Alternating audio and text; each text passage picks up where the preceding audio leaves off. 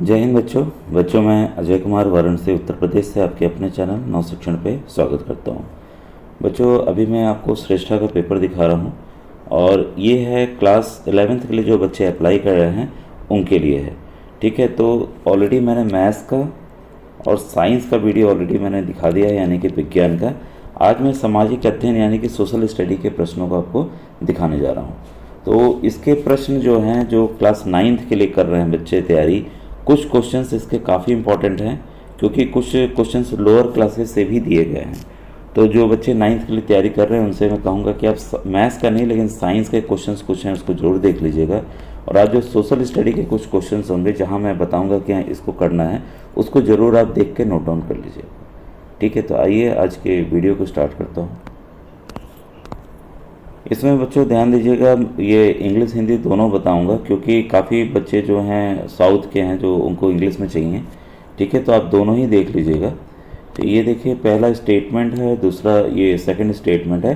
तो इसमें पूछता है कौन सा स्टेटमेंट कैसे सही है। जैसे है, आप इंग्लिश वाला देख लीजिए, लोकतंत्र का आधार विचार विमर्श और समझौते का विचार है। लोकतंत्र की उपयोगिता उसमें लगने वाले समय से कहीं अधिक है। तो इसको आप अपने हिसाब से इसका आंसर चेक कर लीजिएगा क्योंकि केवल मैं प्रश्न बता रहा हूँ, क्योंकि अगर आंसर समझाने लोगों को काफ़ी टाइम लगेगा बच्चों इसमें। इसके बाद है स्टेटमेंट फिर से, Indian farmers are diversifying their cropping pattern, cash crop are risk free and profitable. तो नकदी फसलें जो हैं जोखिम रहित और लाभप्रद हैं। तो ये सेकंड क्वेश्चन था इसका। थर्ड क्वेश्चन है, द ग्रेट ब्रिटेन का निर्माण अचानक होने वाले आंदोलनों और क्रांतियों का परिणाम था। 18वीं शताब्दी से पूर्व ग्रेट ब्रिटेन राष्ट्र नहीं था।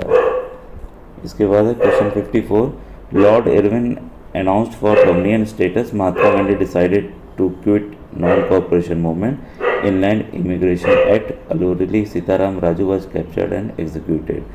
ये इसको हमें क्या करना है, बढ़ते हुए क्रम में लगाना है। ठीक है, समय के। तो इसको आप चेक कर लीजिएगा अपने से। इसके बाद है, which sector is known as industrial sector.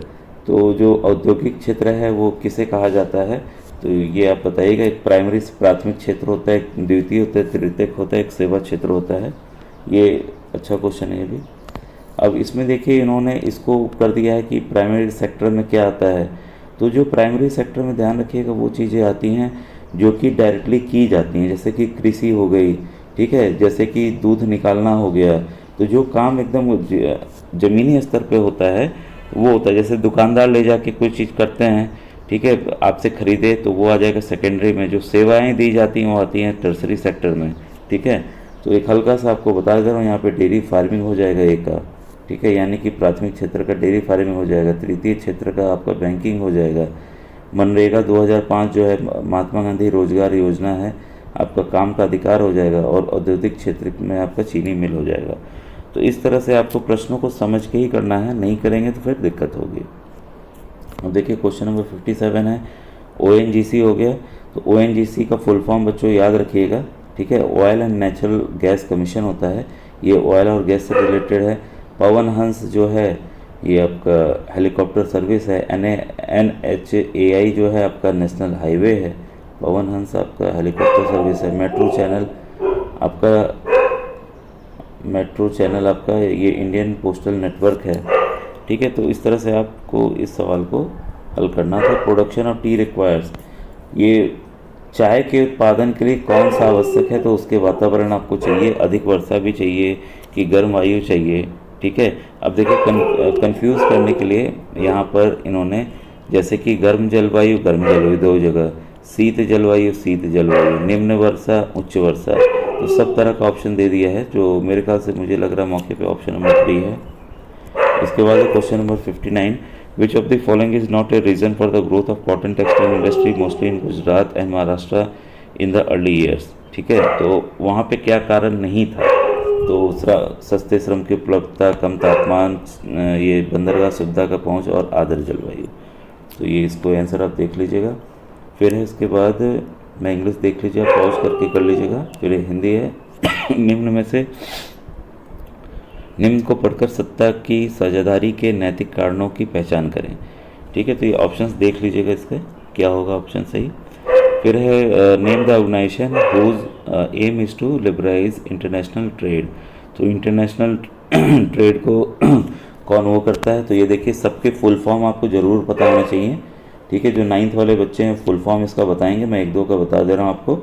ये वर्ल्ड हेल्थ ऑर्गेनाइजेशन है, ये है वर्ल्ड ट्रेड ऑर्गेनाइजेशन है, तो इसका आंसर ऑप्शन नंबर 3 है। और ILO का इंटरनेशनल लेबर ऑर्गेनाइजेशन है, NSSO का आप बताइएगा क्या है। ठीक है, फुल फॉर्म।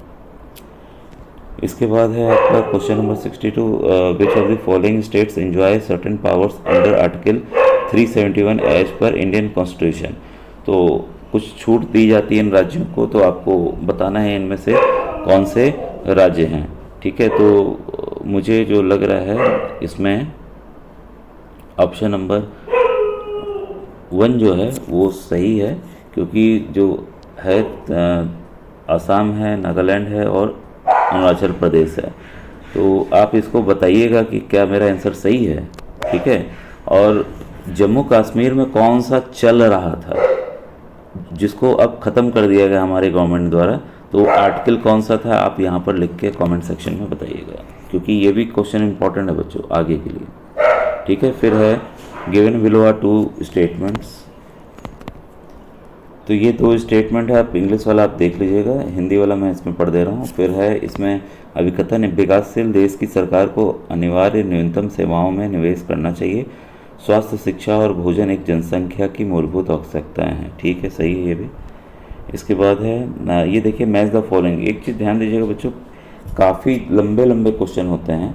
ठीक है, 40 पेज का ये क्वेश्चन है। ठीक है, तो आपको लंबे लंबे क्वेश्चन मिलेंगे, एक पेज में कभी कभी 2-2 क्वेश्चन, जैसे ये वाला प्रश्न आपका 1 पेज का है पूरा। ठीक है, आप देखिए देख सकते हैं, मैच द फॉलोइंग करना है इसमें, पूरे 1 पेज का है। तो आप क्वेश्चन को देख के घबराएंगे नहीं।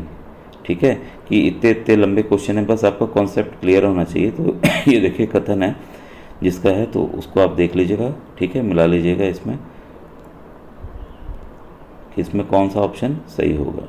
ठीक है, अब है इसके बाद question number 65, idea of nationalism also developed through a movement to revive Indian folklore. ठीक है, तो इसको आप देखिए, राष्ट्रवाद का विचार जो भारतीय लोक कथाओं के पुनर्जीवित करने के आंदोलन से मजबूत हुए 19वीं शताब्दी, ये देख लीजिएगा। इसके बाद है इन ए सेपरेट इलेक्ट्रेट। ठीक है, अलग निर्वाचन क्षेत्र में केवल एक विशेष समुदाय के उम्मीदवार होते हैं, केवल एक विशेष समुदाय द्वारा वोट डाले जाते हैं। ठीक है, तो इसको आप देख लीजिएगा क्या आंसर होगा इसका। फिर है क्वेश्चन नंबर 67, एक राजनीतिक दर्शन जो परंपराओं के महत्व, स्थापित संस्थाओं और प्रथाओं और जल्द परिवर्तन की तुलना में धीरे धीरे विकास पर बल देता है, उसे पहचानिए। इसके बाद है according to the as alluvial soil can be classified into. जो हमारी जलोढ़ मृदा होती है उसको 2 किस उसमें बांटा गया है। तो क्लास 9th वालों के लिए इम्पोर्टेंट है, क्लास 9th का जो दे रहे हैं उनके लिए भी इम्पोर्टेंट है। तो ये है आपका बांगड़ और खादर है। ठीक है, ऑप्शन नंबर 3 खादर और भांगर। इसके बाद है in the north eastern states slash and burn agriculture is known है। जो कर्तन दहन प्रणाली है कृषि की, भारत के उत्तर पूर्वी राज्यों में से क्या कहा जाता है। तो आप ये बताइएगा, इसका अलग ही नाम है। झूम तो कहीं और होता है। ठीक है, झूम कहाँ होता है ये बताइएगा। अभी ध्यान नहीं आ रहा है आंसर, ये मुझे याद नहीं आ रहा है। इसके बाद देखिए, ये भी एक लंबा सा क्वेश्चन है। A recognize political party is one that. ठीक है, तो इसका आप आंसर बताइएगा। थोड़ा लेख की तरह रहता है, इन चीज़ों को पढ़ते हुए आपको बताना होता है। तो इसमें एक मान्यता प्राप्त दल वह होता है भारत के चुनाव आयोग के साथ पंजीकृत हो, उसे चुनाव चिन्ह दिया गया हो, जिसने स्थलीय स्तर पर चुनाव लड़ा हो, जो राष्ट्रीय स्तर पर चुनाव लड़ा हो। तो इसका ऑप्शन है, आप मुझे बताइएगा इसको। और यहाँ पर देखिए, ये काफ़ी इंपॉर्टेंट है 9th वालों के लिए भी। ये हमारे आंदोलन दिए गए हैं, घटनाओं के कालक्रम में इसको हमें लिखना है। तो कौन सा पहले हुआ फिर बाद में कौन हुआ, ये आपको बताना है। सविनय अवज्ञा आंदोलन, जालियांवाला बाग, असहयोग आंदोलन और चंपारण सत्याग्रह। चंपारण सत्याग्रह किसके द्वारा किया गया, जालियांवाला बाग नरसंहार क्यों हुआ, किसने करवाया।